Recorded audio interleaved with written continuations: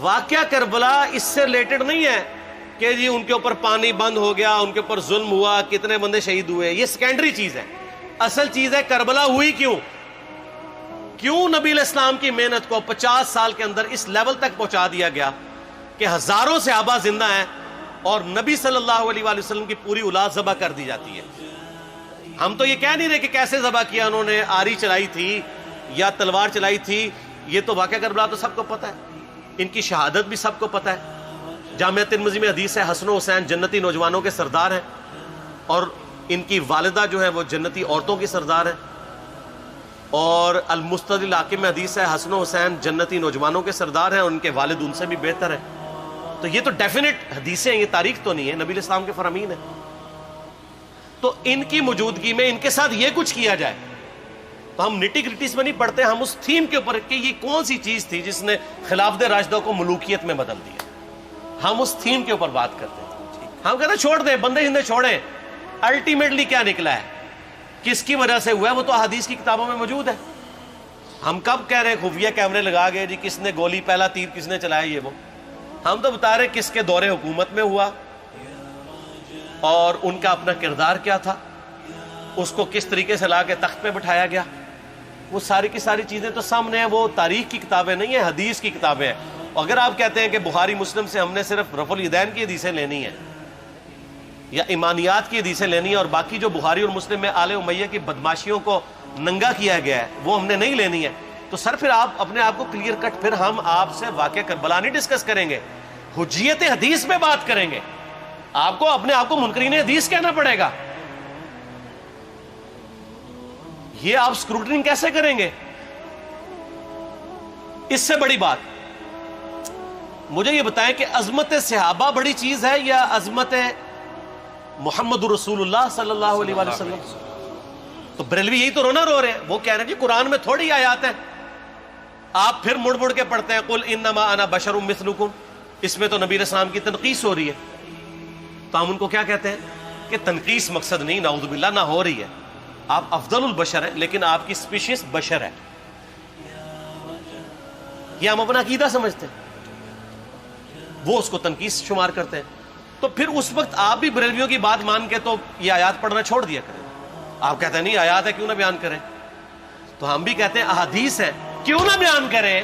کہ صحیح بخاری میں حدیث ہے 2812 عمار کو ایک باغی جماعت قتل کرے گی، وہ جماعت دوزخ کی طرف بلا رہی ہوگی اور عمار ان کو اللہ اور جنت کی طرف بلا رہا ہوگا. اب اس کے نرغے میں جو آتا ہے وہ آئے، میں اپنے نبی سے ٹکر لے لوں آپ لوگوں کے منہ کا خیال رکھتے ہوئے کہ میں نبی علیہ السلام کو کہوں کہ آپ نے کیوں ایسی بات کر دی کہ مولا علی کے مخالفین کو آپ نے دوزخ کی طرف بلانے والی جماعت کہہ دیا. تو لیں آپ ٹکر، جائیں سیدھا دوزخ میں اور تھوڑی جرت کریں. آپ یہ کہا کریں کہ اے اللہ، اپنے لیے کہا کریں کہ اللہ تعالیٰ آپ کا حشر یزید اور یزید کے آباء و اجداد کے ساتھ کرے اور اس کی اولاد کے ساتھ.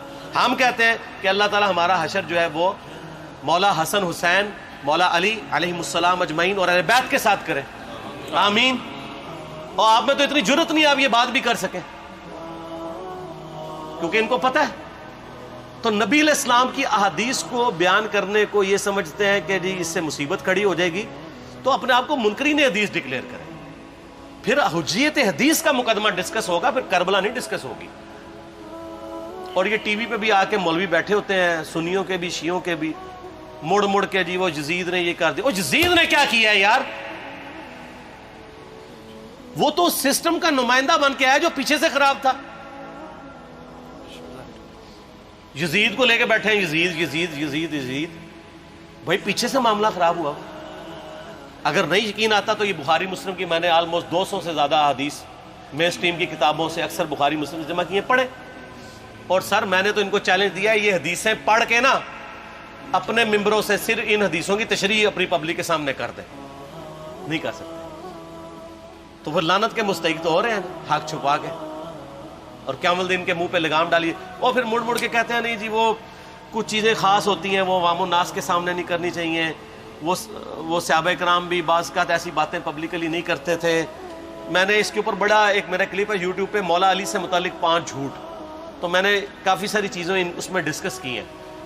لیکن میں یہ کہتا ہوں کہ اللہ کے بندو، جو چیزیں نبی علیہ السلام نے منع کی ہیں بیان کرنے سے وہ تو ہم ڈسکس کر بھی نہیں رہے. میں نے آج تک آپ کو منافقین کے نام بتائے؟ آپ نے حذیفہ ابن یمان کو بتایا تھے نا آپ صلی اللہ علیہ وآلہ وسلم نے, صحیح بخاری میں آتا ہے. تو میں نے آپ کو بتایا, آپ رازدار رسول تھے, وہ ختم ہوگی بات. میں نے کبھی ڈسکس کی ہے؟ اگرچہ میں نے صحیح مسلم کی حدیث 7035 نمبر ڈسکس کی ہے کہ نبی علیہ السلام نے فرمایا میرے صحابہ میں 12 منافق ہیں, وہ کبھی بھی جنت میں داخل نہیں ہوں گے یہاں تک کہ سوئی کی ناکے سے اونٹ نہ گزر جائے, اور ان میں سے 8 ایسا ہے جس کی کمر پہ دوبیلا پھوڑا نکلے گا. میں نے آج تک آپ کو بتایا کہ کس کس کی کمر پہ دوبیلا پھوڑا نکلا اور اس کی موت اسی پھوڑے میں ہوئی ہے, بتایا؟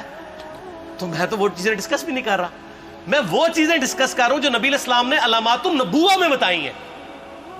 یہ امام بخاری حدیث نبوت کی دلیل کے چیپٹر میں لے کے آئے ہیں, اور امام بہقی نے 3500 احادیث پر مشتمل ایک کتاب لکھی ہے دلائل النبوہ, کہ ہم نبی صلی اللہ علیہ وسلم کو نبی کیوں مانتے ہیں, اس کے اوپر. اور اس میں یہ ساری حدیثیں عمار بن یاسر کے قتل والی لے کے آئے ہیں بتانے کے لیے کہ دیکھیں ہمارے نبی علیہ السلام کی نبوت کی دلیل ہے کہ آپ نے اپنی وفات کے آلموسٹ 30 سال کے بعد ہونے والے واقعے کو پہلے ہی بتا دیا. یہ حدیثیں چھپانے والی نہیں, بیان کرنے والی ہیں, علامات النبوہ کی حدیثیں. آپ کہتے ہیں چھپائیں, اگر کوئی حدیث دنیا میں نہیں چھپائی جا سکتی نا تو علامات النبوہ والی حدیث ہے, کیونکہ وہ تو نبی صلی اللہ علیہ وسلم کی نبوت کو جسٹیفائی کرتی ہے. ورنہ میرا ایک معصومانہ سوال ہے کہ نبی صلی اللہ علیہ وسلم نے یہ باتیں کر کے ان کے زوم میں نعوذ باللہ امت کو مصیبت میں ڈال دیا. آپ نے خود ہی فرمایا کہ یہ ہوگا. کیوں فرمایا آپ نے؟ میں تو بیان کر کے مجرم ہوں, تو جس نے مجھے خبر دی ہے ان کے بارے میں آپ کا کیا خیال ہے؟ یہ مسند احمد کی حدیث یہ میں نے گھر بیٹھ کے بنائی ہے کہ میری بیوی کا کیا حال ہوگا جس پہ خوف کے کتے بھونکیں گے. تو سیدہ عائشہ سے مجھ سے زیادہ نبی علیہ السلام کو محبت تھی, لیکن آپ اللہ کے پیغمبر تھے, آپ نے اپنے گھر کی خبر بھی نہیں چھپائی, بتا دی کہ یہ ہوگا. اور اس سے بڑھ کے آپ صحیح بخاری میں دیکھیں عمار بن یاسر کا خطبہ ہے. میں نے یہ سارا, پریشان نہیں ہونا, یہ ریسرچ پیپر میں سارا کچھ موجود ہے, اور کوئی چیز بھی ایسی نہیں جو اس میں سکپ ہو. صحیح بخاری میں خطبہ ہے کہ عمار بن یاسر کو مولا علی نے بھیجا کوفے میں. کوفے والے نیوٹرل ہو گئے تھے کیونکہ بصرہ سے سیدہ عائشہ آ رہی تھیں, اور وہاں پہ انہوں نے کہا نہ ہم سیدہ عائشہ کا ساتھ دیں گے نہ مولا علی کا دیں گے. تو عمار بن یاسر کو تیار کرنے کے لیے, یعنی وہاں کے جو عوام تھی اس قتال کے لیے, مولا علی نے بھیجا. تو سیدنا عمار بن یاسر نے وہاں پہ کوفے کے منبر پہ خطبہ دیا. بخاری کے الفاظ ہیں, اوپر والی سیڑھی پہ عمار بن یاسر نے حسن ابن علی کو بٹھایا, حالانکہ حسن ابن علی سے 4 گنا بڑی عمر تھی عمار بن یاسر کی, 90 پلس ہو چکے ہوئے تھے, 3-4 گنا ان کی عمر تھی, لیکن اہل بیت کا احترام کیا. خود نچلی سیڑھی پہ بیٹھے. بخاری کے الفاظ ہیں کہ اے لوگو اللہ نے تمہیں آزمایا ہے, ایک طرف دنیا اور آخرت میں تمہارے نبی کی بیوی ہے سیدہ عائشہ, دنیا اور آخرت میں, یعنی عزت اپنی جگہ قائم. یہاں لوگ سمجھتے ہیں کسی کی غلطی آ گئی تو پتہ نہیں کیا ہو گیا, وہ یار اس کا مرتبہ اپنی جگہ ہے, غلطی اپنی جگہ ہے, پیغمبر نہیں ہے وہ. اور دوسری طرف علی ابن ابی طالب ہے. اللہ اب دیکھے گا تم عائشہ کی اطاعت کرتے ہو یا اللہ کی, علی کی نہیں اللہ کی. کیوں؟ یا ایھا الذین آمنوا اطیعوا اللہ واطیعوا الرسول واولی الامر منکم. ان کا اولو الامر مولا علی ہیں, ان کی اطاعت واجب ہے. یہ اللہ نے آزمایا ہے کہ اللہ کی اطاعت کرتے ہو یا عائشہ کی. اور آپ حیران ہوں گے, یہ حدیث امام بخاری حضرت عائشہ کی فضیلت والے چیپٹر میں لے کے آئے ہیں. اگر امام بخاری مشورہ کر لیتے نا ناسبیوں سے تو انہوں نے کہا تھا سر آخری صحیح رکھو, پچھلا رہن دو, بلکہ پچھلے والا رکھو آخری والا رہن دو, کہ عائشہ دنیا اور آخرت میں. وہ حدیث گھڑنے کا میں آپ کو طریقہ بتاتا ہوں, کاٹ چھانٹ کرنے کا. وہ آدھی حدیثیں لکھتے ہیں نا, آدھی حدیث ایسے لکھتے ہیں امام بخاری کہ سیدہ عمار ابن یاسر نے خطبے کے دوران فرمایا کہ سیدہ عائشہ دنیا اور آخرت میں تمہارے نبی کی بیوی ہے, بس. لیکن امام بخاری نے پوری حدیث لی ہے, آگے وہ بھی ڈالا ہے کہ اللہ آزما رہا ہے کہ عائشہ کی اطاعت کرتے ہو یا اللہ کی، جیسے آپ کے علماء کر رہے ہیں. صحیح مسلم کی حدیث 6488 آدھی بیان کرتے ہیں سارے مولوی، بریلوی، دیوبندی، اہل حدیث سب. میرے صحابہ کو برا مت کہو، اگر تم میں سے کسی نے احد پہاڑ کے برابر بھی سونا خیرات کر دیا اور میرے صحابہ نے ایک مد یعنی 600 گرام خیرات کی، آدھا کلو، اس کے آدھے کو بھی نہیں پہنچ سکتا بس.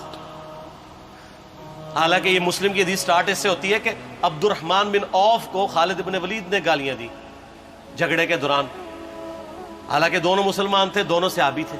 آپ نے حضرت خالد بن ولید کو بلا کے ڈانٹا، فرمایا تم میرے صحابہ کو برا مت کہو. تو خالد بن ولید نے تو آگے سے نہیں کہا حضور میں بھی صحابی ہوں.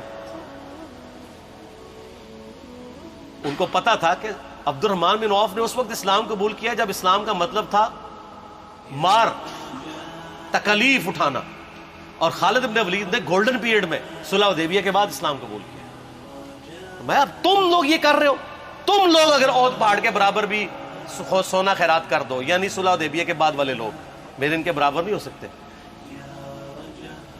اور جو فتح مکہ پہ معافی مانگ کے مسلمان ہوئے ہیں طلقاء، مؤلفۃ القلوب آل امیہ، ان کا تو لیول ہی کچھ نہیں ہے.